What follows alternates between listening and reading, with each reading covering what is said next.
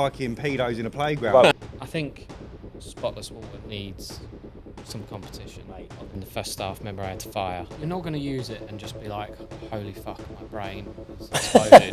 The windows are just gleaming So clean. and I'm barely touching them. It was going, I said for the month, and it was like 10 days in. I was like, oh, this is getting expensive.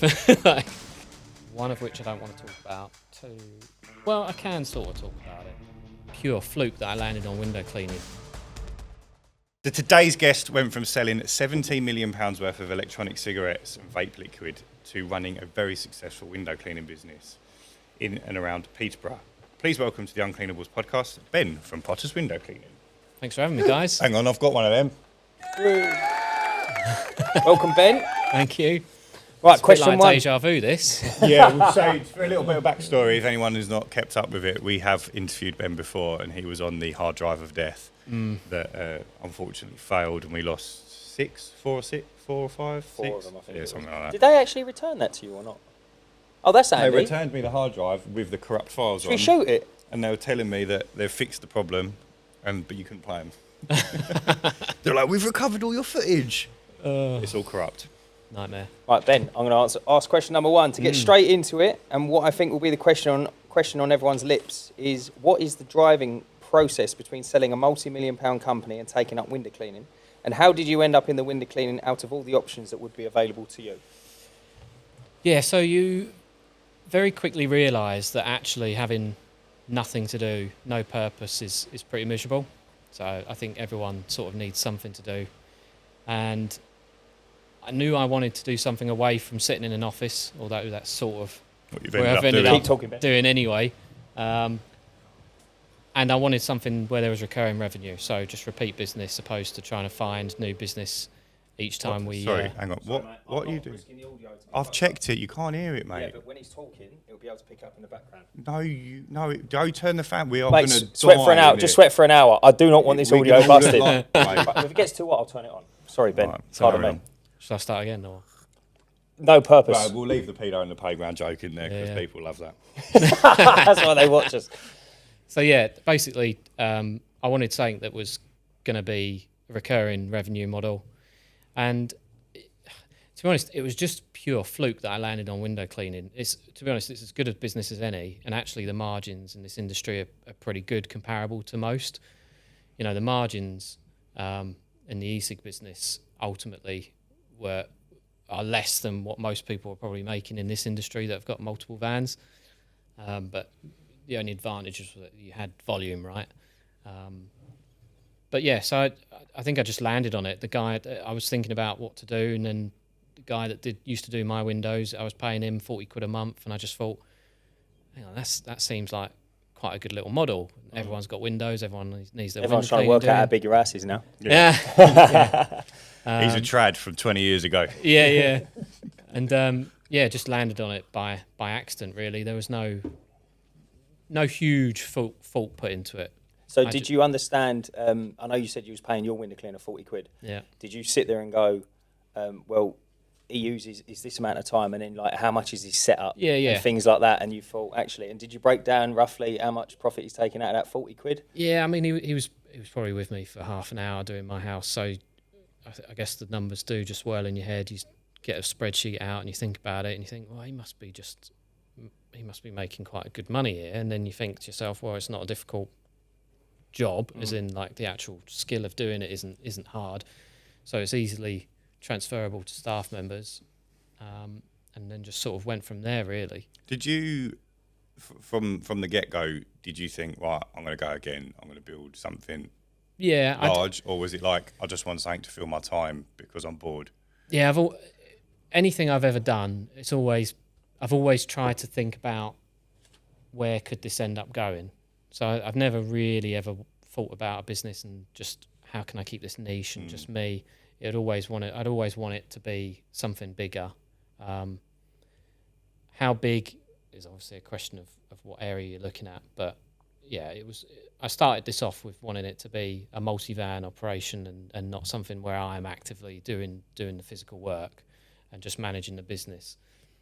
So where did you, from you deciding you wanted to do it, what were your first steps? Where did Where did you go? Did you go out door knocking? What did you do to get customers? I think I did what most people do when they're looking to start something these days, and you hit up YouTube, don't you? Mm-hmm. And just have a look at what's available there, and just watching all the videos and learning how it's done. And then I did stall a little bit because my wife got pregnant, and I decided to just leave it ticking over. So I basically just worked the van for a period of time, and just used Google Ads to just tick it over. I think I got up to 100 customers and just sort of left it there while we were enjoying having our first kid. And then it was April last year that decided, okay, now let's go for it. So I hired my first staff member, and I only had 100 customers at that point. Hired him full time and just went mental on leaflets. And within that first 6 month period, did 600,000 leaflets, and that filled up. That's unbelievable peppers, by the way. Well played. Filled up a van and a half of that, really, by the end of the year. So were you still on the tools at that point? Yeah, I was still helping out at that point. But I had one staff member, and the idea was I hired the second staff member, and then the first staff member I had to fire. And then I just thought, at the point of the year that we were, I just thought, right, I'll just work it from here on out. Why did you have to fire him? If you can, is that not? Well, he just didn't turn up. Oh, he was really? just not turning up to work, basically. Just easy to fire then, yeah? Yeah, it wasn't like anything minor. It was just... So had he been good up to that point, or was he? Yeah, were you just sort of putting up with it because he was your only one? So yeah, there was an element of, and people need to be careful of this, not getting trapped by their staff. And there was definitely a period where I was trapped by him a little bit because I was doing everything and I was helping him in another van because there was too much work for one person, not enough for two full-time people. You do feel a little bit trapped because if he was doing what he was doing then, I would have just fired him like instantly. But I was getting so many phone calls, so many first cleans. There was so much work coming in, so much extra work that I was held hostage by him to the point where I didn't have time I didn't even have time to hire another person. So I put up with it a bit longer than I probably should have. But in the end, he was literally not turning up. It was late at first and then just not turning up. So I had to get rid of him in the end. But then just before I fired him, hired the second person who was going to take over from me to allow me to go on to just focus on the office. Then had to get rid of the first guy. And then I just thought, oh, fuck it, I'm just going to carry on for now because it's just too much time taken up training someone. Trying to think back now, and we got up to 1,000 customers by sort of September time, I think. So April to September, 100 to 1,000 customers. Yeah, something like that. And then I was just burnt out at that point and turned off all the marketing and just let it tick over, me and the other guy for a little while. Then around January time, hired someone else. We'd moved into our unit in Bedford at that point. And those two guys basically ran the show up until sort of March time now, where then we had hired the third person. And so were they dealing with like the regular stuff and then all the new customers? Yeah. Like just them two? Or were you still having to do days here and there if it was? No, so at that point, when I said it was like 1.5 worth of work, so two people was just slightly overkill for them. Oh, okay, so they had some room. Yeah, they had it pretty good up until then, and that leads to why the last guy that I hired, the second guy I hired, left recently because he was an older chap and he just couldn't keep up when we actually started to kick off and doing the £500 days. He just couldn't keep up. The work was not being done properly. So he left about a month ago. I filled in his shoes for a period of time until we hire someone else. Sorry, can I just jump in there?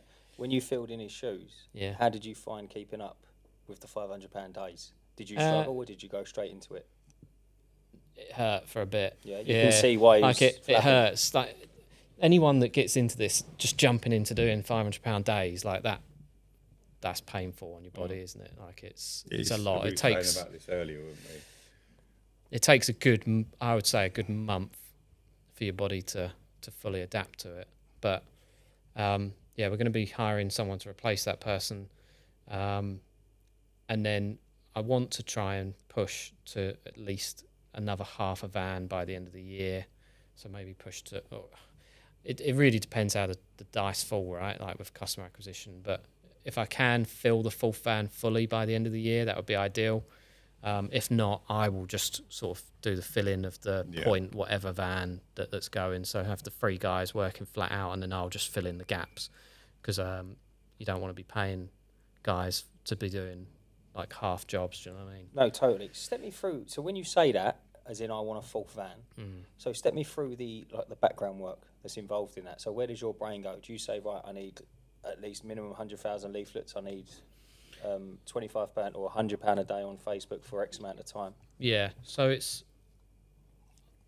we were discussing off camera, like I think that we run lead generation businesses that happen to do window cleaning. So I think the primary purpose of our businesses is to acquire customers.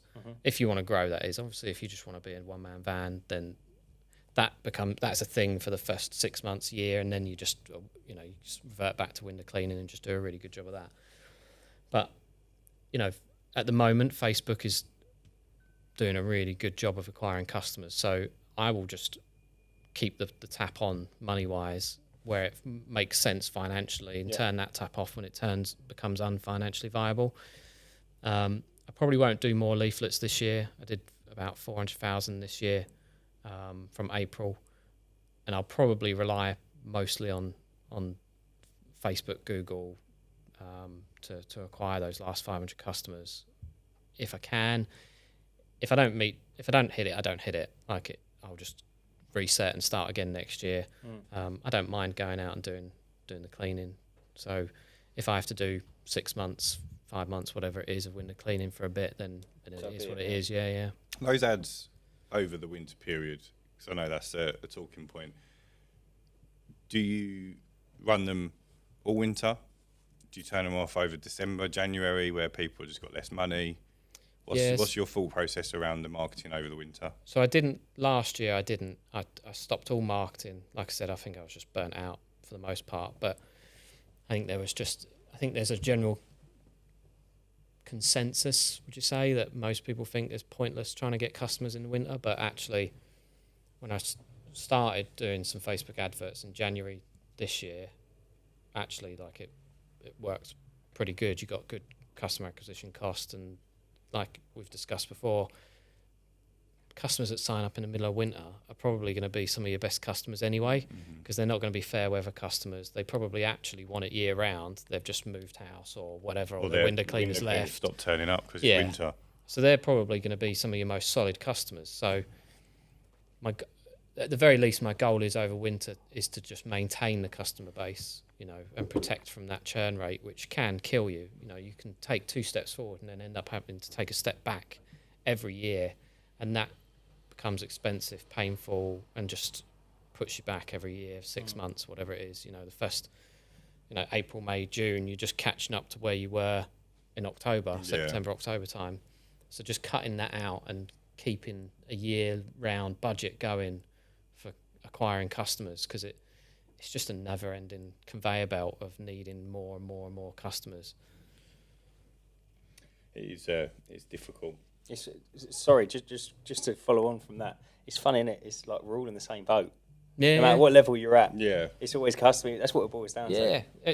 I think if you're staying as a one-man band, you do eventually get to a point where you've just got like 500 solid customers that will just keep you for years, and it's only if they move house or whatever or die that they leave. But you just have to cycle through quite a few customers to be left with that 500 people that aren't just messing you around and do want you year round. It's important to them. But I think if you're growing, and certainly if you're doing multiple vans, I don't know if that would ever end. I think you're always just going to end up with a proportion that you just have to replace. I don't think it's ever going to stop. No. Especially if you want to grow. Yeah. I think you could probably get to a point where, like, you could stop being in growth mode, and then you just replace your churn over and over until the churn becomes 1%, 2%, and you're left with just a very equal amount of what you started with, but they're all good customers. Yeah, because on the it'll take a while, I think. Yeah, the bigger you are, the longer it's going to take. On the Discord, I think we sort of got to a consensus, didn't we, that about 3%. Yeah, 3% is pretty normal, Yeah. but I think, is yours a little bit higher than that? So it's about 33% a year. So whatever that is. Just under 3% then. Is it? It might. 33% a year divided by 12. I don't know. Yeah, you've got the maths. Well, it's 3.3%, and then you've got to take. Yeah. Still, yeah. I mean, that's the yearly figure. But 2.8, I'm going to say. monthly, I guess it can be up and down, right, depending on what's happening. Because you track all of that information, do you find that it's higher in certain months and lower in other months?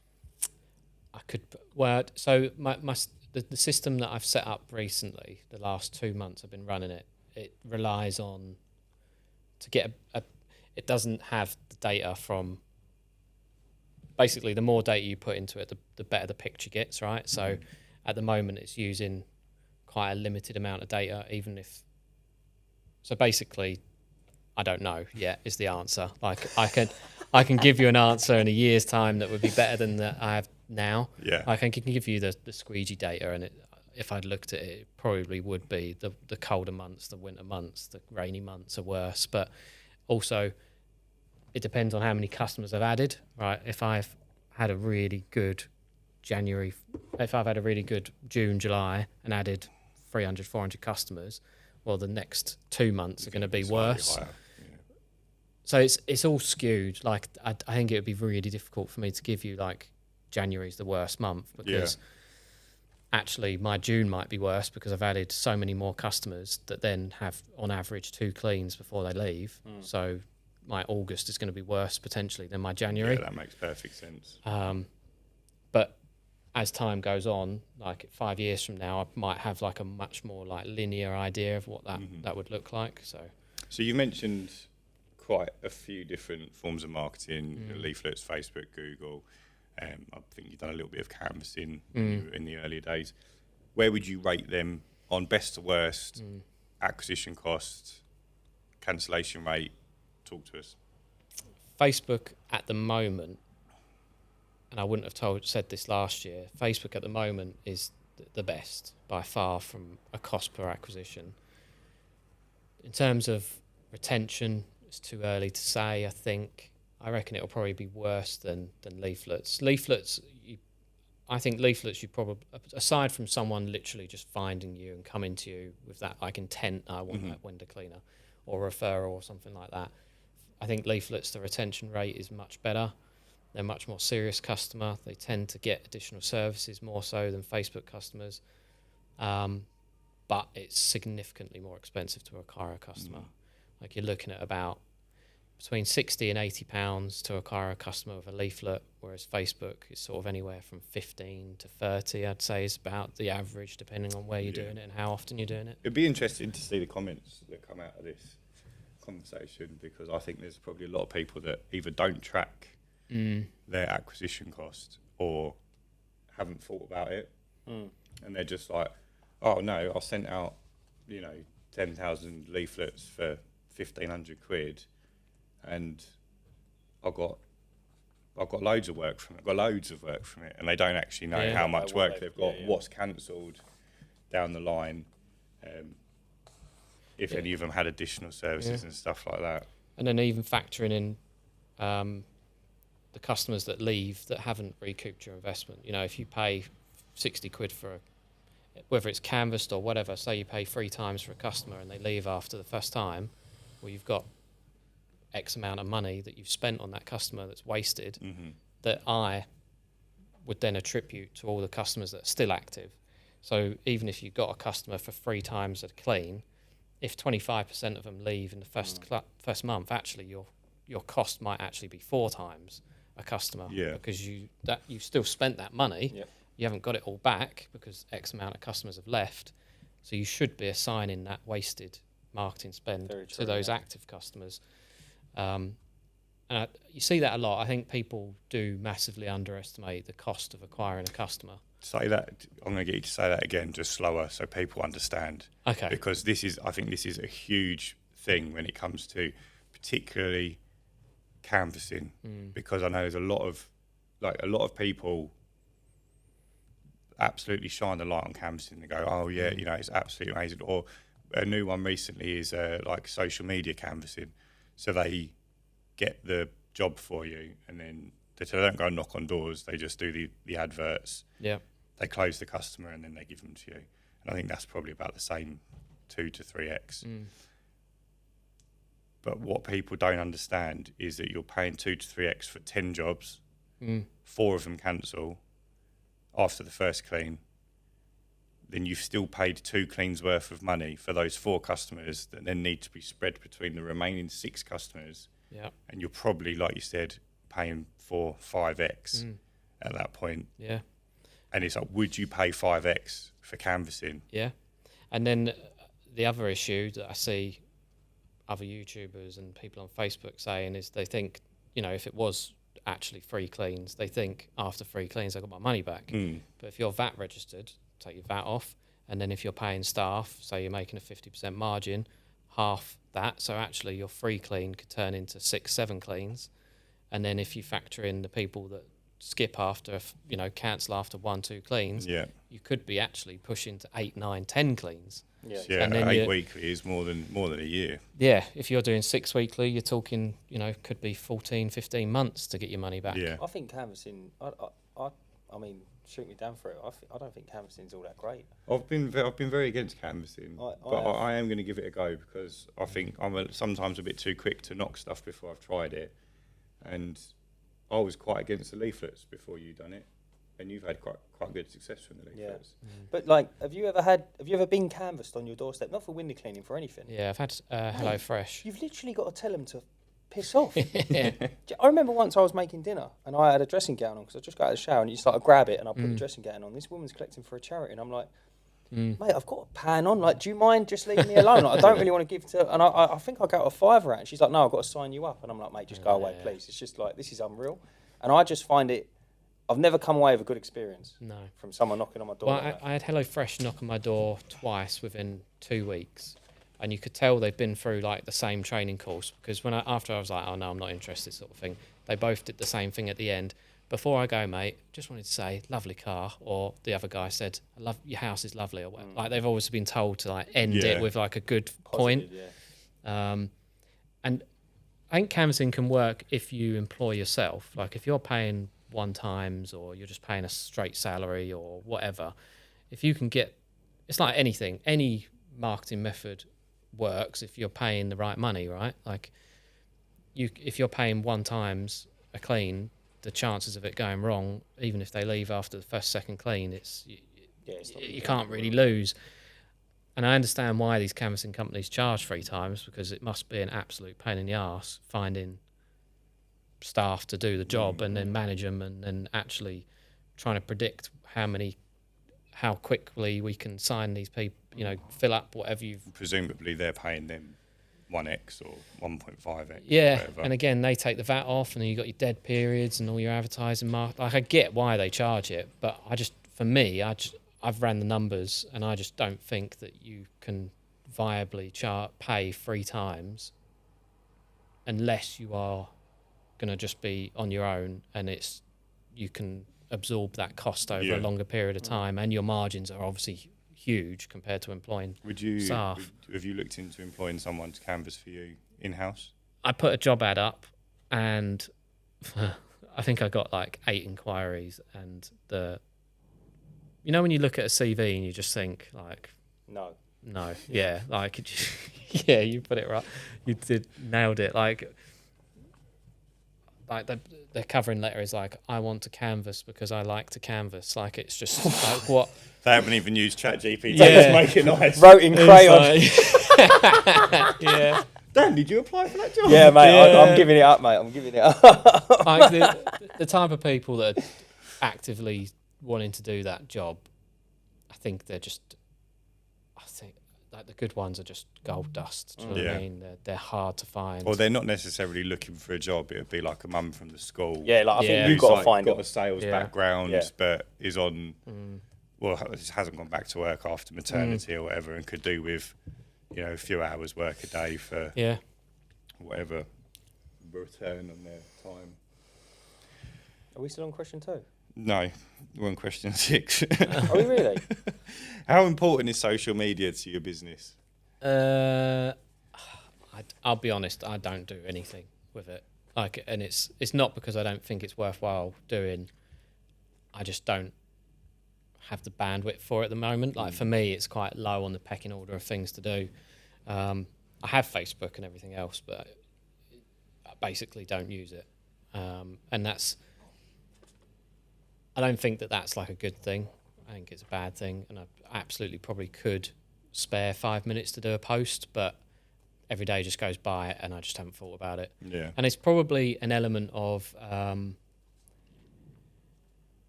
with the previous company, I just didn't have to think about those things, so it's not in my psyche to do it. We had a team of 8 people that worked for us in the marketing department, so it's just everything was always done, mail shots, whatever else, and you become quite lazy to those things quite quickly. Like it's easy to become lazy. Here's a question. If you were to employ someone in your business now, full-time, to do social media, not necessarily marketing, not like ads and stuff, but like a social media manager, they went out and got professional photos, done cool videos, created an online presence. Do you think that would improve your business? Do you think you'd get more customers? Do you think it would help growth? It would improve the business. Do I think it would give me a return on investment? Probably not. No. Like to get someone decent, you're going to spend at least $3,000 a month. So you're talking about $40,000 a year with your national insurance contributions, pension, and everything else. Like, do I think I would get $40,000 worth a year of business from the general public? Probably not. When you say it like that. Could you argue though that it'd be like a branding exercise, right? So it would be, like you'd be creating a brand or in strengthening your brand that could then lead to not necessarily more work, but less cancellations, more social presence, so people could reply to your ads more positively because they've seen one of your videos, or they've seen, on your local Facebook group, you've popped up and done something or other. I mean, I just think about every time I've ever hired any service, have I ever then gone onto their Facebook and looked at their content? Probably not. So the guy I used for the Uncleanables board, the signage out the front, the logos downstairs, I found them because they're doing social media content, and they were doing ads as well, but just they were everywhere. I 100% agree that it will give you something, and it's better to have it than not have it. But at this stage of where I am, do I think if I spent that $40,000 on that, or leaflets, or Facebook advertising, what's going to make me more money in the short to medium term? I don't think that would. Now, there's a middle ground. Like I think we're talking about like the extreme here, where you hire someone full time to do it. Obviously, I could just be like, wake up, Ben, spare fucking 10 minutes of your life and do a post. Do you know what I mean? And hire someone on Fiverr or whatever to create some images or content, or pay the guys 20 quid to find me some photos. In that scenario, like 100% you should do it. I'm just being really lazy on it. Do you think that's a ticket price issue as well? In what so sense? Like you're talking about paying someone $40,000 a year isn't going to return you $40,000 a year's worth of work, just because the ticket price is really low. If, for example, you were a roof cleaning company or you've done pressure washing, it could actually then make it a little bit more viable, because the average ticket price would be higher. I think where it probably is more valuable is if you're doing very high ticket price stuff. So if you're doing like porta cabins in people's gardens, where it's like they're dropping 20 grand, 30 grand on your service, people are going to want to know and see what you're all about and have real confidence. Whereas if a window cleaner does a crap job, you just fire him, right? And you get a new window I've cleaner. lost 20 quid. Learning lesson or whatever. It's people aren't going to be as concerned about that, I don't think. But yeah, it is important, and the industry as a whole is definitely becoming more professionalised, and you're seeing in America, because America's interesting. It's one to watch because I've got a cousin-in-law that lives out in America. He's American. Up until probably the last 2 years, people basically just didn't get their windows cleaned, and having a service plan, as they call it, or like a regular clean was just like didn't happen. Yeah. Very rarely, unless you're minted.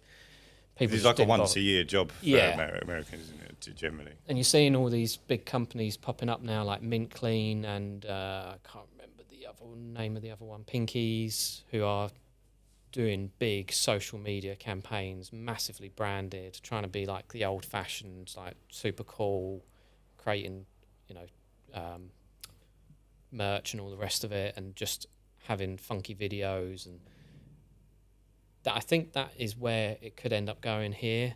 Like the right person grabs hold of it, where they create more of a brand presence and make it a bit more exciting. At the moment, even the best dressed people in this industry, it's basically a polo top or a t-shirt, normal work trousers and a van with some sign writing on it, right? And there's no, like Pimlico plumbers, right? Like how they did everything.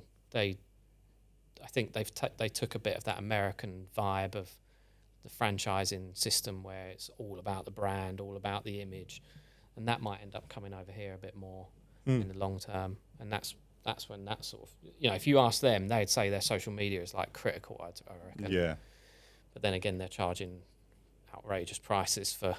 I actually spoke to the owner of Mint Cleaning, and he thinks the prices are going to come right down in the long term or the medium term, because they've got people on service plans, and they're saying that they're going to like quarterly cleans, and it's taking them half an hour, and they're charging $250. And it's just like, eventually people are going to be like, that's outrageous. Yeah, and I think people, it's like anything, right? They're market leaders. Yeah.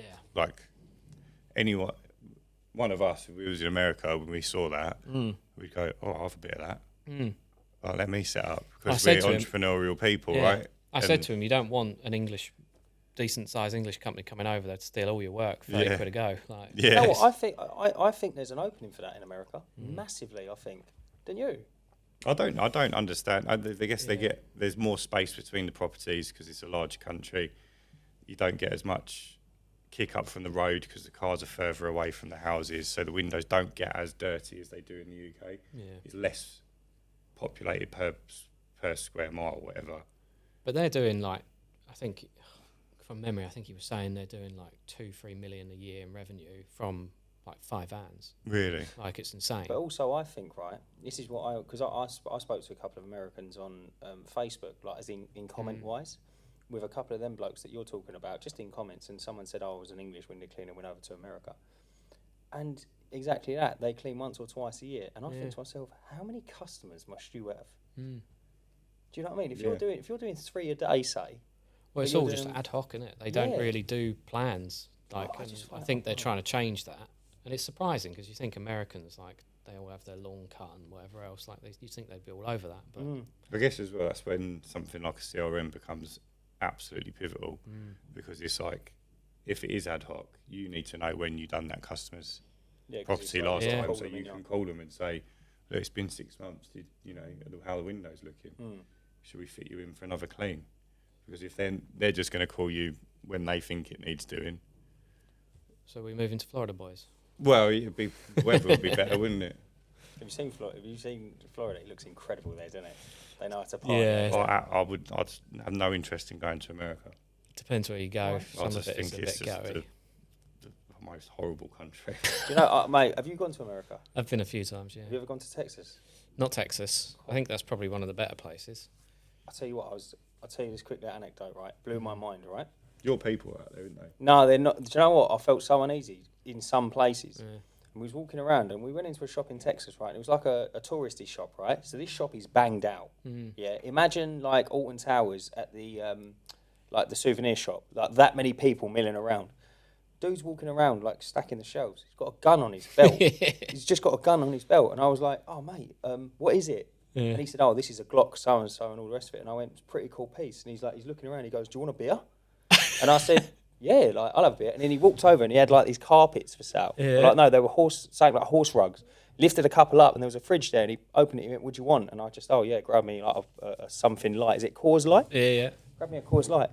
Mate, he's in a shop, right? Yeah. We stood there having a beer. He gets the gun out, takes the magazine out, racks it, slides the chamber. The round falls out. He catches it. He gives me the gun. And I'm just spin it. Yeah, and oh no, it wasn't. It was an actual like a semi-auto rather than a revolver. And I'm stood in there thinking. I looked at my missus and I was like, mate, I'm in a dream. This is unreal, mate. I'm just in a shop holding a pistol. Shame you took the bullet out. Right. Yeah. I would have stayed in America What would forever. you have done if it was one of those Dream spinner complete, ones? mate. What would you do if he was like, we're playing Russian roulette? Your go. Mate. I'd have been like, so I would have said, what's the rules? He says, well, if you like pull the trigger and it don't shoot, I'll be like, how many times can I pull the trigger? Can I go again? Yeah, it didn't work. Oh man. Right, my question. Go on, son. I think I got the wrong sheet. What was it like when you found the Philosopher's Stone? Wrong part. Right, from an inquiry, how'd you deal with a lead? So Vicky deals with all that now, but so our website has a full quote form on there. They basically input all their details, size property, number of bedrooms, whether they got conservatory, etc. That spits out a price. They can either accept it or decline it. That then just pings onto our email system, and then we basically input them on. They get a welcome email just confirming what they've signed up to, and then you get booked into the list. If they phone, similar process. We just ask them. Do you fill in the form on your site with them over the phone? So Vicky will use it just to get the price in, just so she doesn't even have to think about it. As they speak, they will just apply it on, and then basically get booked on. Recently, I've been trying AI voice calling, not calling them, but when they call us out of hours. And it works really well, and I actually had 4 or 5 people sign up with the AI on it. Are you concerned that they're like mentally challenged? No, because you can listen to the calls, and Can you tell? if you are in any way on the internet, like you can tell. Yeah. But actually, I think for the first 30 seconds, you'd be tricked. Really? It's only when it does its occasional pause. Do you remember, did you ever set your voicemail when you was younger to, it was like, you'd answer and you go, all right, mate. Yeah. Yeah, I'm good, how are you? But they would talk back. Yeah. I can imagine it's a bit like that. Yeah, so it is good. The only thing with it is it needs a lot of work and a lot of attention to tweak it. Like, you have to keep modifying it and improving it, because some of the calls, it was telling them things like, it was an existing customer saying, oh, I'm just checking when I'm next due for my clean, and it would take all their details down, and then it would go, let me just check that for you. And it would pause, like an on-purpose pause, and go, oh, yes, Mrs. Jones, I can see you're on the system. We'll be with you shortly. We'll send you a text reminder. And I'm like, Alex, like, you don't know that. Like, you have no access to that information. You're just literally making it up. That's what it's basically like me and you then, isn't Yeah. it? That sounds incredible, mate. We just make shit up all the time. Yeah. I mean, luckily... Am I AI? Is this real? But, yeah, so like, then I'd have to go in there and basically teach it that you can't just make that stuff up. But then someone else would say something else that would... Basically, he's trying to please everyone, but in doing that, sometimes is lying, But I think that will be the future. Give it 6 months, a year. That'll be more and more and more prevalent, because it does work, and out of hours, it does answer those questions for you. Can you get voices? Like, can you pay for people? Yeah, effectively? yeah. I mean, there's thousands of voices you can pick from. Can Some you of get celebrities? them you I think can. you might run into some hot water there. No, you can. Some of them have put their voices up for use, but Mate, get Morgan Freeman. He knows everything. yeah. Mate, I'd bring it every night. It's David Attenborough. Here we see a window cleaner. They're more expensive to use, and they're normally only allowed to use for, like, if you're doing like Something book reading or novelty, something, something like that. But Clever, very clever. Yeah, I'll probably complain. How do you deal with negative complaints or reviews? you get angry, you throw stuff, and then you cry a little bit. At the customer or like Yeah, in if you private? can, that's the best way of doing it. But yeah, you you have to just grin and bear it, don't you? Like, it gets more, the more customers you have, the more of it you have, the more staff you have, the more of it you have, and it's just, you just have to accept it's going to happen. It's worse when you get a bad review, just because normally it's for something that's just pathetic, like we missed a window that was around the corner of your house behind 5 bushes, and they haven't given you an opportunity to fix it. Yeah, like literally you left 5 minutes ago and then they leave that review, and it's like, literally, if you just said something to me, I would have come back like within 5 minutes and done it for you. And then it's impossible to get people to change their review a lot of the time. But you just do the general customer service thing, don't you? You just apologise, offer them credit, go and sort it if it is a problem, and just grit your teeth. Like, we've all been there, haven't we? Those blood-inducing I know moments. you track the number of recleans that you guys do. Do you find it difficult to incorporate recleans into, like, being so busy? So if we're in the area, we'll literally just do it the next day. If we can't get back to it same day, most of the time, I would say 60% of the time we can go back the same day, because they'll normally complain fairly quickly. If they complain overnight, we'll go the next day. And if we can't get back there, so say we're in a completely different area, we'll normally just give them like 50% off, like, depending on what it is. We'll just give them a credit on their account, and most people are happy with that, because it's normally just like a tiny little vent watermark on one window, and it's just like, if you don't mind, we'll just give you some credit because we're not in the area now. And 99% of people are cool with that. How much credit would you give them? It depends. Like, if tenner? Yeah, 5-10 quid. If it's bad, if it's just something minor, if it's multiple windows, we might do more. I've had occasions where the windows were just, for whatever reason, the vents were just spewing out crap, and loads of the windows were bad, and we just give it to them for free on that occasion. That's actually quite a cool way, like doing the little £5 or a tenner. Just say, look, I'm very sorry. Yeah, most people are happy with that. I just think, would it be more cost effective? Like, obviously, in an ideal world, you don't get any recleans. But say, like we were talking about the other day, I'd done 120 jobs last week or something, and we had 2 recleans. So would it be more cost effective for me to just give them the next clean for free, or find the time to go back and do those 2 cleans, fit them into a diary that's already pretty packed out? I mean, I'd just not. It's never normally caused us issues. Like, the day, say we're doing it the following day, the day's work stays the same, and we just add on a reclean onto the job, and we leave that on the customer's account. So we create a whole new job on Squeegee, do # reclean, and then when they've done it, we just deactivate it and leave it there. So it's like a permanent record of how many times we've recleaned people that you can look back at. That's a good idea. Partly just so you can see if there's like repeat offenders, people that are just taking the piss for whatever reason, and 2, if there is an issue further on down the line, when you're speaking to them, oh, this has happened again, like, might need to go a bit further with what we offer or do for the customer, because it's happened to them on more than one occasion. But I've never had an issue, like, because normally it's like one window, so the guys just go back, do one window, do the bottom one if they need to, and they're off. It's a 5-minute job.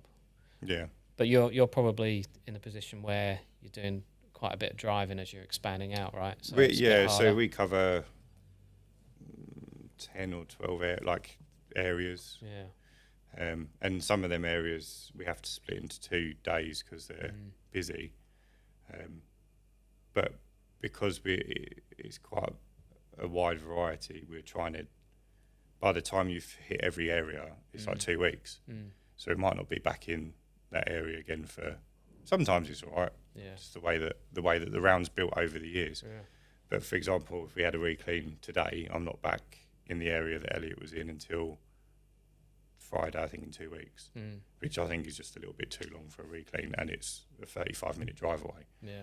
So it's like, I'm not going to drive 35 minutes to go clean one window. That's interesting. So you come back to the same area every 2 weeks?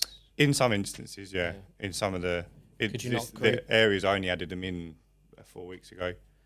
So we expanded about 4 weeks ago. So couldn't you group all those into one go? Yeah, I will do. Yeah. I will do next month. So we've added about 100 jobs in the new area, and it's split between 3 towns quite close together. Because a lot of them were like first cleans, we couldn't do more than, we'd done 14, 17 jobs a day over 6 or 7 days. So next time they'll all get put onto one day, and then we'll work out which ones are closest together. Yeah. And split them, and it will be a lot more.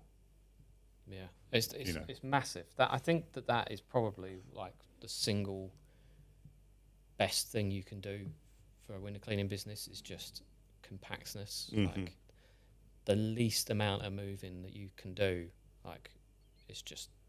I think that in itself can take you from 400 a day to 500 a day. Oh yeah. That is the difference. I think that is the difference. Having less than 3 minutes between each job.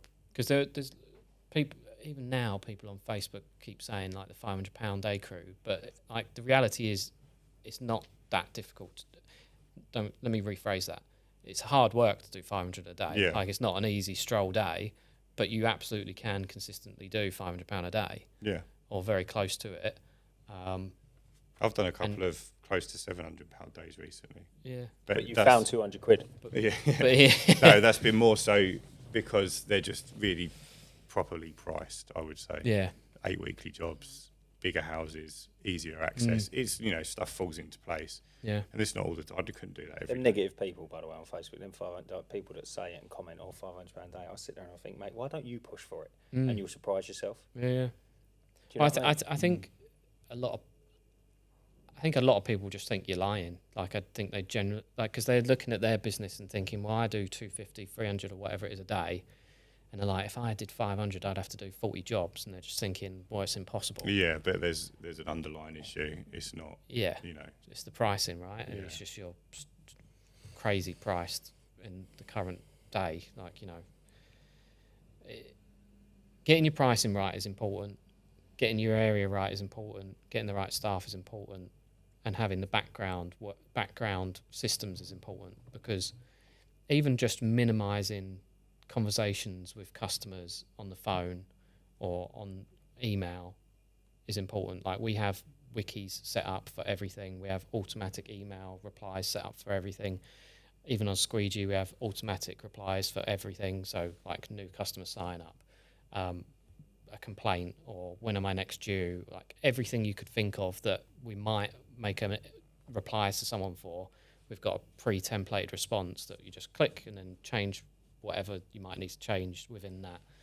And they've just, all those little things just add up over the course of the year into big savings. And that's how, like some of these guys that have got 4 or 5 people in their office for 20 vans, like I personally think that could be overkill for just, if that's pure customer service, like I think that's a lot.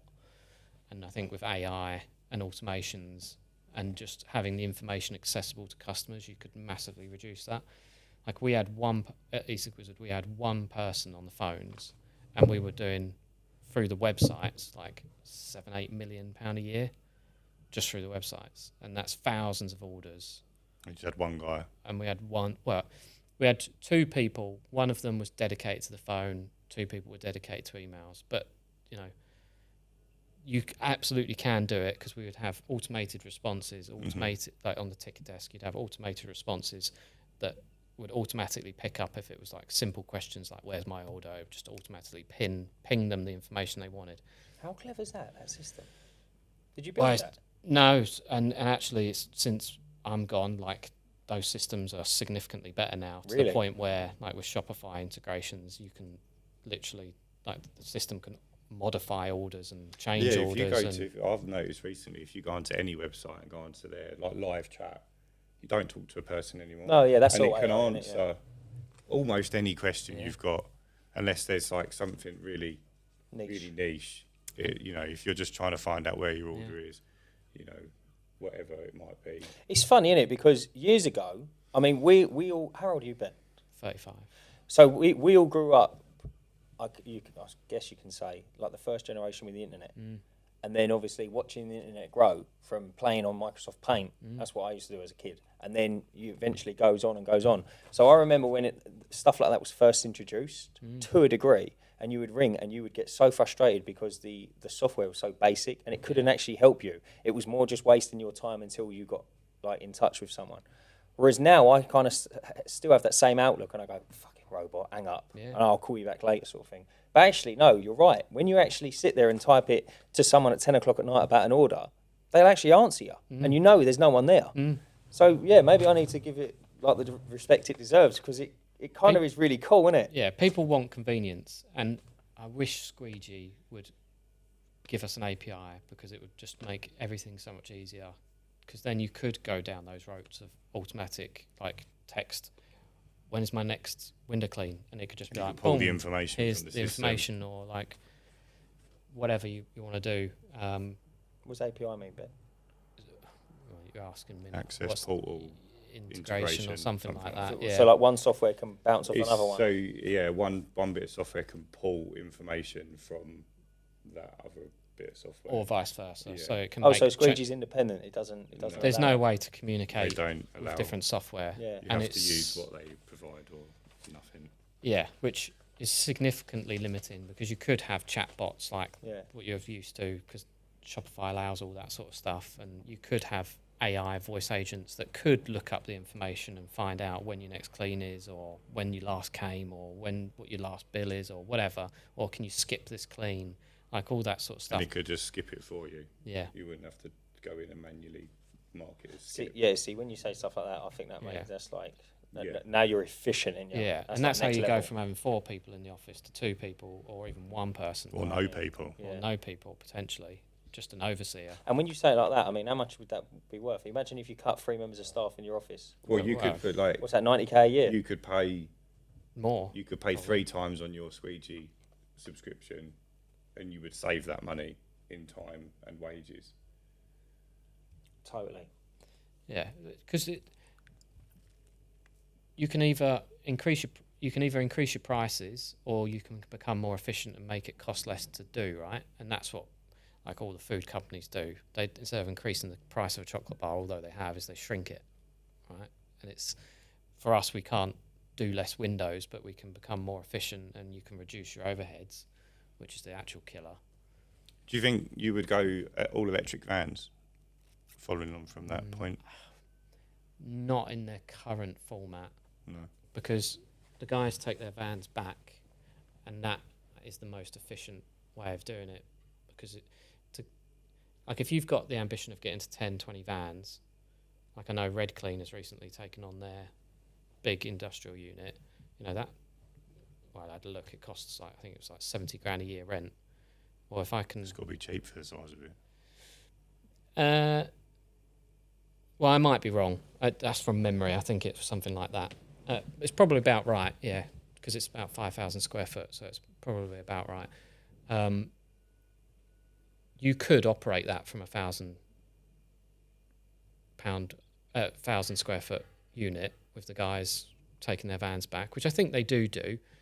And I'm hesitating because I have an idea to solve the water problem that I don't know if I want to share publicly.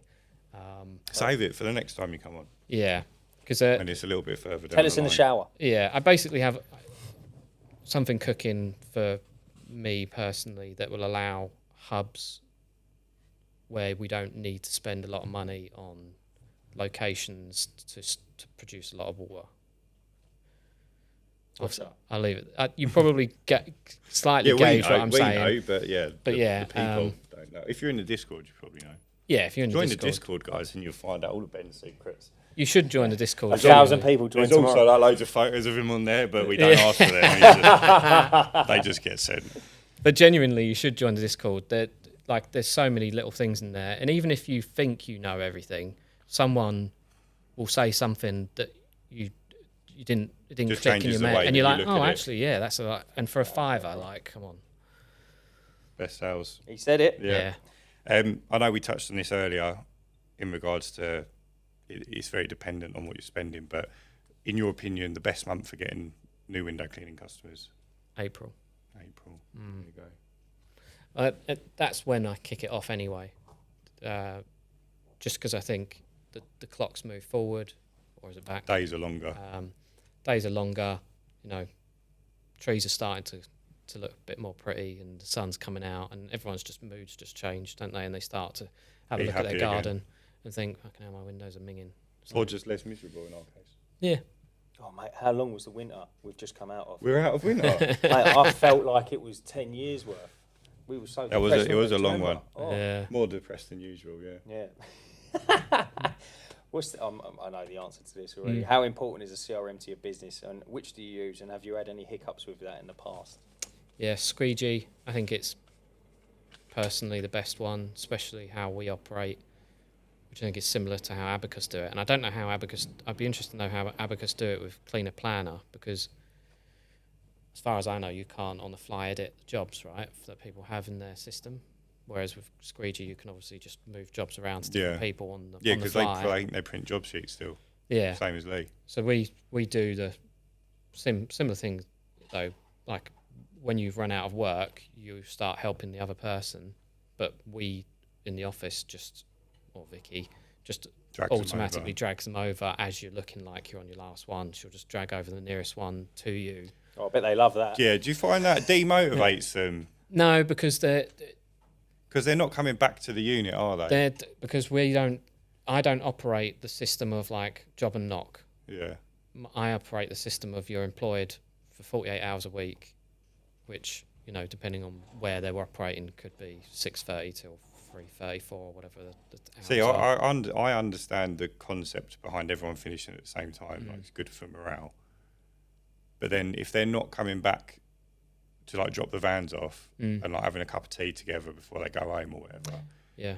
Do you think it actually makes a difference? So they normally fill up at the end of the day together. They do, yeah. So unless it's been a late one, and they might just decide to do it in the morning, or it's a Friday, they go home. Most of the time they'll all rock up at the unit at the same time. Oh, okay, so I think that's the only way it really works. Yeah. But in terms of, because there are like Liam, who's the youngest member of the crew, is faster than everyone else by a decent margin, and he does do more than everyone else. So I'm going to be introducing something called Perkbox, which I've inquired with them recently. Oh, have you? There you go. Which basically is an app. We're like the same person. Yeah, we are. Yeah. Mate, shall I leave you two to it? Yeah. Basically, it's an app where they get like thousands of different shops give them a discount, 5% at Tesco's, for example, which just in and itself is like a big deal every time. That's good. But they also get like free Greg's sausage rolls and Costa coffees. Is that based on is that a merit system? If they do good at work, you can unlock it to them. They get that by default just because you pay for a subscription. So I think it's every week they get like a perk that they can just go and redeem for free. But then I can add extras. So if Liam keeps doing good work and beating everyone, I can just ping him perks and he can use those to get free stuff at different places. Like a cinema ticket or something like that. Yeah, That's I think cool, they can literally pick what they want. Like I haven't got it yet, so I don't know exactly how it works. Have you booked your demo? Vicky has, so... Okay. Yeah, I haven't booked my demo yet. Do you know what? There's not much information on the website about how it works. No. There's a cool system that my missus has at her work. She works for 3M, the American company, and they get given points. So they get each person, I think, I'm going to butcher this, I think each person gets like 8,000 points a quarter, and I think 1,000 points is a tenner. So it's quite nice, right? But bearing in mind, the office might have like 150 people in it. But then they can go on and like choose something to spend their points have to give them away. So the idea is you have to give them away. So if me and you other work people. together, to other people. Yeah. So me and you work together. So if it's like you recognise someone's done a good job, yeah, you chuck them 1,000 points. They might if it's just you? Yeah. So what do you do with them points? Mate, you can book flights. You can get a TV. You can get. I mean, if you build it up. But like 3M's like a monster. Yeah. 3M's a monster. So they're paired with an awful lot of people. Yeah. So like you can spend them in say Harvey Nicks. Or so I think this is similar. Like there's 3,000 companies you can use it with, and I think I would decide on a budget. Like I might say £100 a month for perks, and then they probably do a similar thing where very clever. You can share it or whatever. Yeah, very clever system. Because if you go like above and beyond in a meeting, say, or like say, no, listen, I don't know, like I'll lock up tonight. Yeah. Yeah, like obviously. Fling them 10p. Yeah, but people chuck points. But she had a belter one day, and it was like she ended up with like 5,000, which might not sound like a lot, but like you add that up over a quarter. She do like bring a bum round in or something. Mate, she started slut dropping in the office. They started using internet money. All the directors making it rain. The points are coming. But that stuff makes a big difference. Like I try and take the guys to to have McDonald's breakfast or go out for lunch every now and again. And, you know, that recently did, for every review they got a tenner, and that cost me 400 quid. More than I was expecting. But you got, 40 reviews? Yeah, so great. I was happy with it. Yeah. But as it was going, I said for the month, and it was like 10 days in, and I was like, oh, this is getting expensive.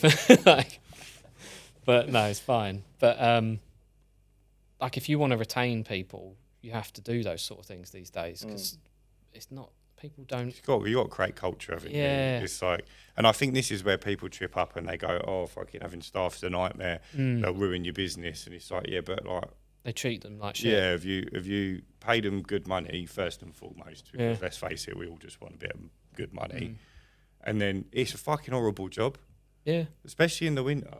Like, it's not the I best don't mind doing it in the winter, but my fingers hurt so much when it's cold. Get hot water. Yeah, well, yeah, there's that, but that's like a $5 fix to something that Well, I've been testing what is it called? The Somberg or whatever it is, Somberg one in my van, and it's no different How does that run? to the X-Line one I had initially, and it does the job. So I'm probably going to put that in the other vans, because the way I reasoned it in my head is, you know, it costs, say, about 7-8 quid a day to run in fuel. So I was like, can you do a quarter of a clean extra a day? But have they got to Probably. remember to top it up with diesel? Yeah, Is that something that you think they'll forget to do? I don't no, because I'll just make it part of an SOP that they just have to top it up every day. So there's enough fuel in there for 2 whole days. So would you get like a Bowser of fuel? They'll at just the have a jerry unit? can. Would you provide that at the unit, and then when they come do their water, they just top up their? No, so they've got fuel cards, so they would just top up the tank, jerry can. Mate, you know you can plug it into the tank. Yeah. But Yeah, but it's just a bit dangerous, isn't it? No, Imagine why is if- it dangerous? It's just another thing sucking the fuel out. Mate, Yeah, run it no, through no, your It's tank. like a boiler in the back, so if the fuel ignites, you can blow up the whole engine. Mate, it's diesel. I ain't getting. no, Mate, you you're can panicking. get it comes with a kit to hook it into your fuel tank, but the reason I'm not keen on doing that is serviceability. So if you want to send that off to get serviced, you're gonna have to take it all apart, and as far as that's what I understand anyway. Whereas I've set it up where it's not really. It would take me about 10 minutes to take it out of the van. So it can be either serviced, sent off, whatever, because the X-Line system I have that is bolted to the floor, hooked into the fuel tank, that currently is broken. Oh, like, it's not easy to get rid of. To get it out, to get it serviced or sent off or whatever is just a nightmare, and I'd have to take the whole van to X-Line or whoever for them to fix it. Right, yeah. And that's a day, 2 days, however long, wasted. Whereas the way it's set up at the minute, yeah, they got to fill it up, but it takes like 30 seconds Yeah, to it's do. not- Could it's like minimal. just any old gas engineer service it? Is it just a boiler? I think any Webasto, I think other people could service it, Yeah. but it's not like there's one at every street corner. No. It's not like the local. You can take it out and just send it off. Yeah, whereas at the moment I can literally just take the exhaust off, unstrap it, put it in a box and send it wherever. Yeah. How big is it? It's probably like, probably the... half the size of the table. Yeah. something like that. Quite a cool system then, yeah. They were at the show, do you remember? Dave Squeaky Clean Dave was showing them. I've been looking at them on websites and that, and I think, did you notice like an unbelievable difference when you was using hot water? You're not going to use it and just be like, holy fuck, my brain has exploded. The windows are just gleaming So clean. and I'm barely touching them. But like fly shit and bird shit. Is and fly all that- shit the brown stuff? You know, the I know little, it's all like, brown, but like the stuff you normally have to pick off with yeah, your finger. yeah, I know what you're talking about. That sort of stuff comes off. Tastes funny. Yeah. Yeah. What a thing to say. Yeah. But what it does do, especially if you have staff, is it minimises the chance of them doing a shit job. Like if it just minimises like a 5-10% Yeah. chance of them doing a bad job, Yeah. I think that's a Also a win. good selling point, right? Yeah, it's a good That's what selling point. is it? Preen Clean. Is it Yeah, Preen they Clean? do. They Yeah, they market everything as hot water window wash, didn't they? And also last year we lost about 2 weeks to freezing weather in different days, but 10 days over 2 Yeah, and it's people. always at the same 1 month, isn't Yeah, it? Probably a 5-day block in it. Yeah. Maybe another 5 day.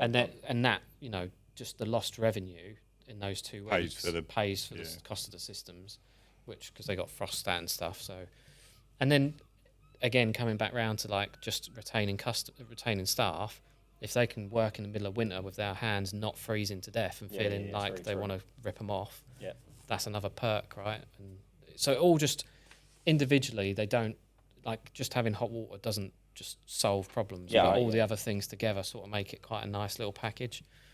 And then just having individual poles, like having a 18, 25, 35 foot pole, so they're using the lightest pole at every given opportunity, all that sort of stuff. Just trying to make their life easier. Mate, that was a good advert, you know, for hot water systems. I'm not going to lie, I think you've sold it to me. Well, there you go. I actually want one now. You'd be dropping more than you spent yesterday. No, surely not. And I think about 1,700 quid for the system. I think I paid 15. Yeah, did you get it on the deal? I don't know. They were doing like a special window. Where is it situated? You go from the tank to the It's pump. similar to a diesel heater, I think. You just But sort of like from the plug pump it in. into the thingy. You literally go from your pump on your van Yeah. into the system and then out and just To the hose to reel. the hose reel. Yeah, it's super easy. If we didn't have to drive, you could set it up in about 15 minutes. Would Mate, it that's heat? actually Would it cool. heat up? It wouldn't heat up the water then coming out of the tank. It heats Into the it heats pump. on demand. So when you stop using the water, Yeah. it'll carry on heating the AdBlue. Not AdBlue. Antifreeze Yeah. in the system until it gets to a certain temperature, and then it'll turn off.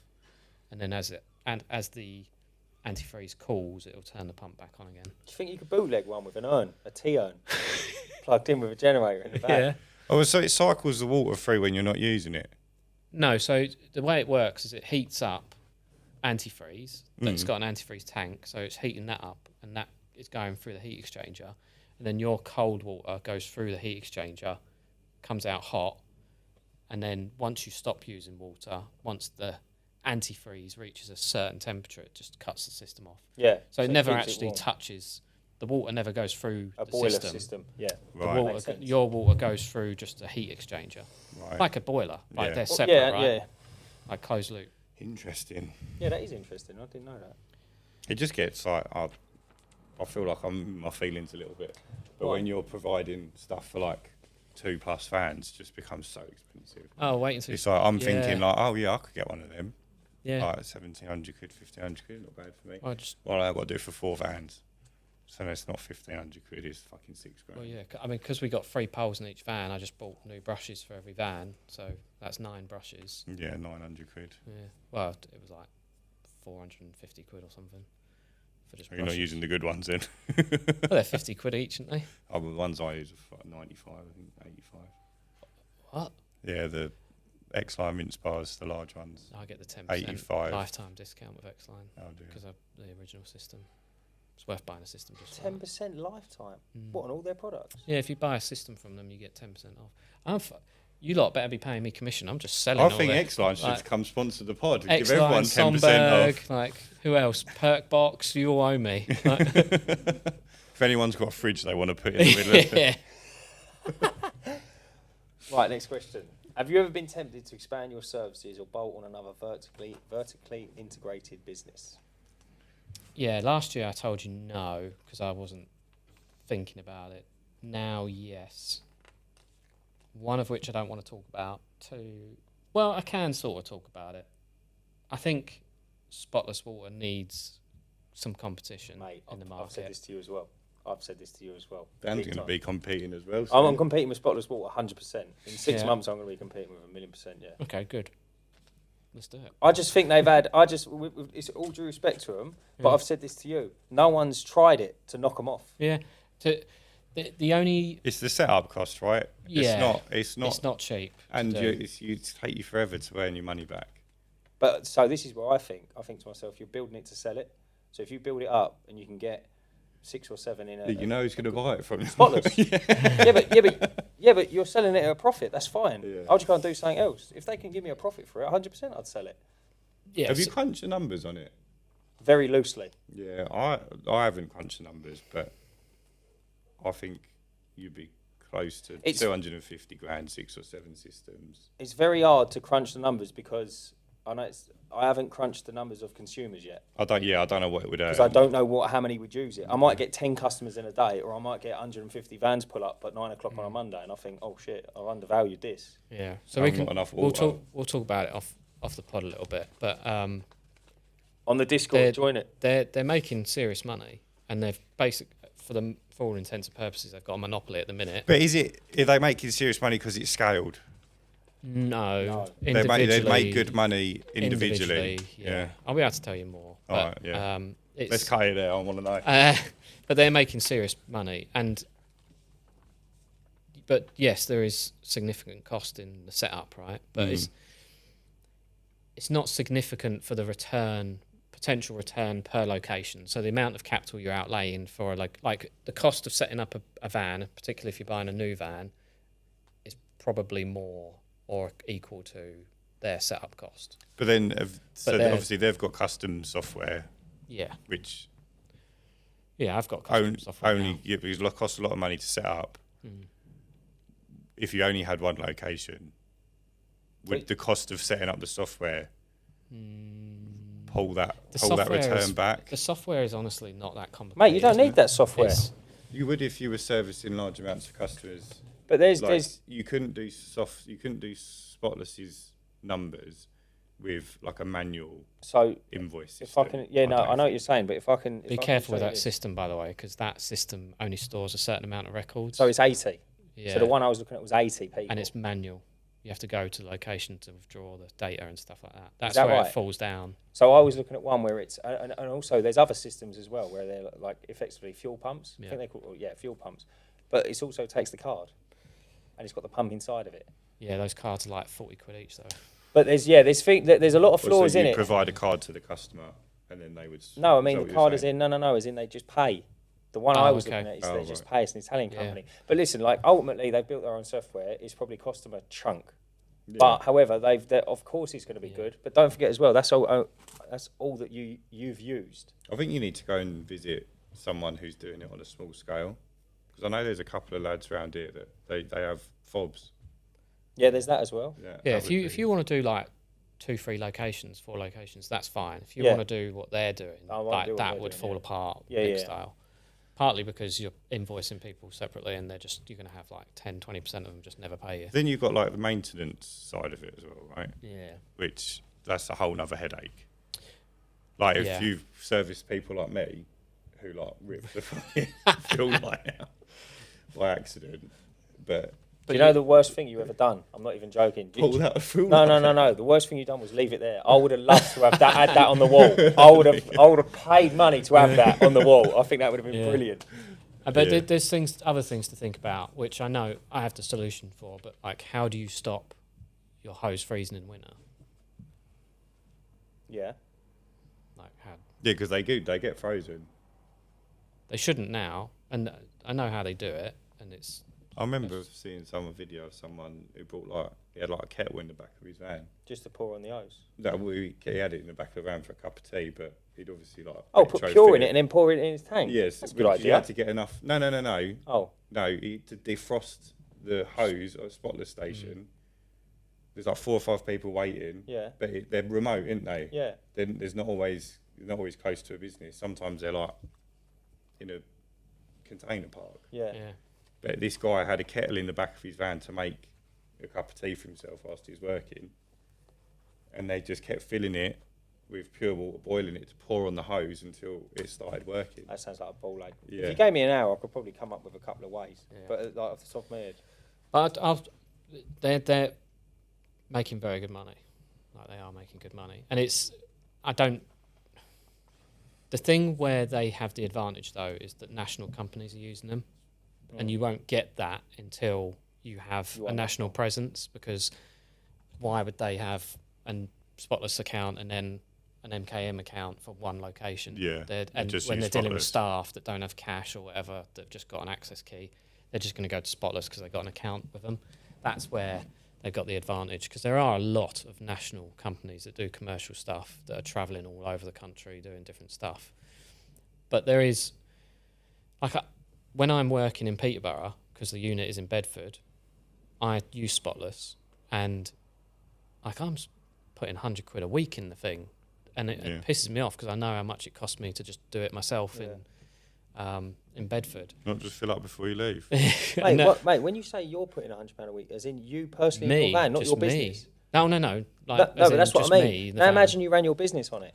Yeah. And some people do. Yeah. It's costing me It's a fortune, like mate. £600 a month, more than £100 a week for 2 vans. And you're about to double. Yeah. So if you have 10 people doing similar thing, that's £4,000 a month, right? And that's 10 window cleans isn't a lot. Yeah. Like but I'll be able to tell you some. Yeah, we'll find out shortly. We was thinking more along the lines of pressure washing. That's what we was. Yeah, no. I've got no interest in doing that sort of thing. Like, in terms of services, it will always be gutters, fascias, conservatory roof, window cleaning. What about bolting on a business, buying a business that's already got infrastructure in place where you wouldn't really have to do anything, but you could share customer base? Yeah, that is long term. If I was going to go down the commercial route, that's where I would do it. So you would have like this full service offering. So if you say you bought a company that had a lot of commercial jobs for whatever, Ground maintenance or fire alarm or whatever else, and then you could offer the window cleaning services alongside that, and then you could bolt the next thing on, and then basically package it up for their location. We'll look after your fire alarm, your security, your whatever, all at once, but for a reduced price. And because you're operating multiple businesses from a centralised location, you can probably beat everyone else individually on price, right? Because you're going to charge £200 a month for the fire alarm, but I can do it for 150 because you're having the windows and everything else. But that, I'm like miles away about thinking about that at the minute. There's still so much upward growth with the windows, even just new locations. I haven't even scratched where I ultimately want to get it. Round here shit. You don't want to come round here. Well, I grew up in We're thinking of Upminster, closing. so I know the area, but no. Did you? Where'd you grow up? Upminster. Oh, really? Yeah. Oh, so you know it's shit then? Where did you want to take the business? Where do you want to take the business then? Do you think? Well, I just want to keep going and going and going. Ultimately, like, it's going to need multi-location. Like, that is, and however that, on my wall in the unit, I have 3 areas mapped out. Northern London, like. Have you reached out to Simon from We Clean Windows? He was on the pod a little while ago. No. Be worth you chatting to him. I think you'd get on well. Oh, really? Yeah. Multiple locations. Oh, okay. Are you talking about Simon. Norfolk dude? Yeah. How's he gonna? He just picks up the phone and calls him. No, I thought you meant reach out as in. Oh, I thought you meant reach out area-wise. No, I was going to say, no. crikey, Reach what out. area is Go he there and covering? destroy him. Reach out and call him. Oh, I thought you meant geographically reach out. It's in crikey, Yeah, I'm mate. like, go anywhere other than Essex, mate. He just ignored Essex and got around us. No, but I think But you've both got quite a similar mindset with growth, and I think you'd have a good conversation. like, I think you have to, because it's. I think you have to have multiple locations if you want to grow, because you will ultimately end up whipping the same customers over and over again. Even if you had an unlimited budget, there is a point of zero return, right? Like Or you're just waiting for another window cleaner to fuck up. Yeah, you send every single person a leaflet every day. You're on Facebook, £1,000 a day budget. You're doing Google ads. You're on street, but like there is a point If they don't where want you they cannot don't. get any more Yeah. from the area, and that's, I'm being ridiculous, but it will get to a point where your cost will just keep going up and up and up to get that last few people. Whereas you can go to a fresh location and do the same sort of marketing spend and grow your business in tandem with the locations without having to just keep spending like ridiculous amounts. Would you go sort of next county over, or would you consider like I would probably like a whole new area like Cornwall or something like that? No, it would have to Like a real be distance. Oh, leapfrogging. George is worried. Don't worry, George. It would be leapfrogging to the next, like they. So you could eventually close that gap. Yeah. So the next, Vicky lives in. Well, she lives near Leicester, doxing her. So that will probably be the next one because she's there and she. Leicester. Yeah. So she's How far is that from you? Hour and a half? about an hour. Yeah. But that's a whole new cluster of, you got Leicester, you've got, my geography falls down here, whatever's above it. Aberdeen. Yeah. Leicester's like only slightly above Hertfordshire, right? Yeah, you're still in the realms of prices being sensible Yeah. there. Much further north than that, the prices start to get silly buggers. See, I can't agree with the north-south divide on pricing. No, I but just don't. it's stupid. But at the end of the day, you like if you go there and try and change it, you're fighting against the wind, aren't you? And I'd rather just take the easier route and not have to fight against. Yeah, it's true. And I against guess it. to open multiple locations, you can't do that with 1 or 2 vans. It needs to be 5 minimum. Yeah, so it probably won't be within the next 12 months that I do it. Maybe not next summer, but the following summer potentially that I'll do it. It depends. Have you got like a target in mind for where you are now before you want to do that? Well, and the first time you came down and saw me, I said 5 vans, didn't I? But that might change because Vicky's there. Because I didn't have Vicky when you came. No, you were. So, I think she was due to start. Yeah, that it changes the game a little bit because to do it when it was just me, that would involve me doing like significant travel regularly to all the different to get it going, right? But because she's there, and she used to manage 68 stores for us, so like she 100% can do it. I trust her to do it. 68? Yeah. That's incredible. That takes that whole worry out of it for me, but I will want to go from 0 to 1 full van really quickly. Yeah. Because otherwise you're just paying. Would you consider buying someone out? I've never really liked the idea of buying around. I just feel like it's muddy. Like you obviously can do it. People do it all the time. But I mean, if you were taking someone out of the game, well, yeah, then potentially, yeah. it wouldn't. It would just be like we're servicing all of his customers in that area. All you're changing is the name and the bank account. Yeah, that scenario. If I could take the entire company, including your van, everything, your website, then yeah, potentially. And then I'd just over time just say, well, we rebranded or whatever. Yeah. But yeah, it would involve probably just hitting like 400,000 leaflets in one go just to fill that van really quickly. So it's just about where I want to allocate finances and money and everything else. So. And have you? I know when we first came down, you had sort of set a number of vans before the business starts paying for its own growth. Has that changed? It has with Facebook a little bit, like that. Like it can fund Facebook growth for the most part. Like if I slowed it down, I am still over. The company's 100% losing money just because I'm pumping more than I make. Should we get t-shirts? Yeah, I started business to lose money, but that's fine. So basically, yeah, like. I just noticed what you said. I love it when he clocks on and he just goes. I don't get it. he didn't realise what I said, Should and we then get it t-shirts? hit him. I was like, why are you going to buy his t-shirt, Ben? And I thought, oh no, I'll get it now.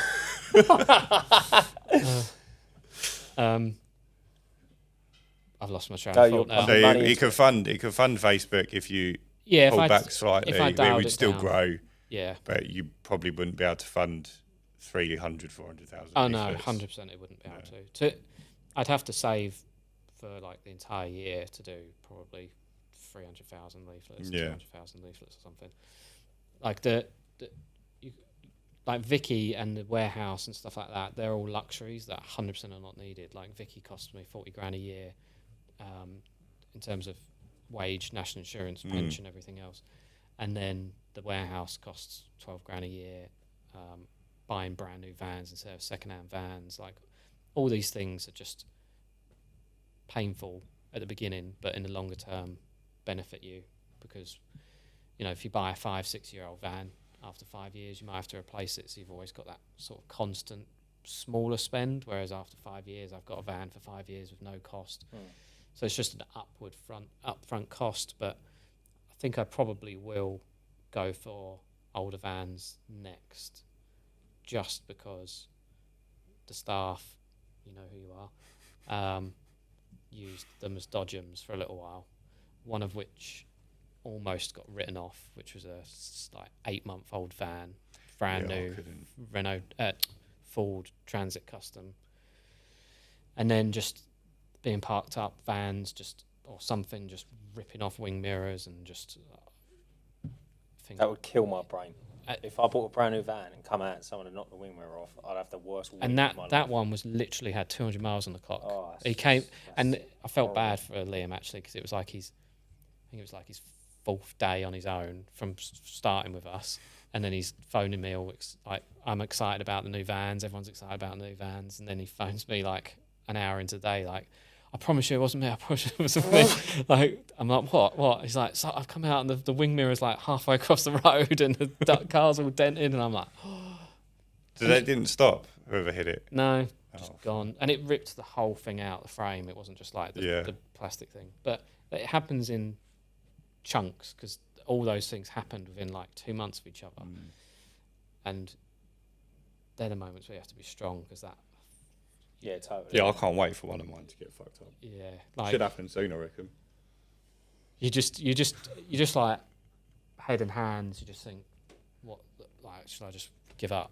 Because it just one thing happens, and then the next, and the next, and you just think, is this going to happen every month? Do you have a Like, spare van now? Yeah. For, Yeah, I think you have to have one. Yeah. Like I don't, because there's been 2 or 3 occasions now, whether it's just mechanical or the crash or whatever, where we've had periods of like month, 2 months with having to use it. Oh, really? And if you didn't have that, like, that's one of the reasons I've gone with 2 vans this time round rather than one, because yeah, it'll give us, although that I'm going to use the spare van because it's smaller than my big Transit, especially when I'm doing a day of window cleaning, there'll be a spare van if Yeah. something goes horribly wrong. I think you do need one. I just couldn't afford to have like a missing day of income. Yeah. On top of Elliot's holiday, like even now with the new expenses, it's going to be tough. He's got 4 days off next week, Yeah, or like over the weekend. That's like, Is he going 2. water skiing? oh fucking hope not. It's like £2,000 worth of lost revenue for us just for him having 4 days off, and there's a bank holiday. It's like, yeah, it's crazy expensive. Like a lot of business is depressing when you look at the balance, the profit and loss sheet at the end of the day, and just think, why do like, I do all it? that, and you're left with this sliver. And that's the same for every business, right? Except for the odd few that just cream it. Unicorn But ones, yeah.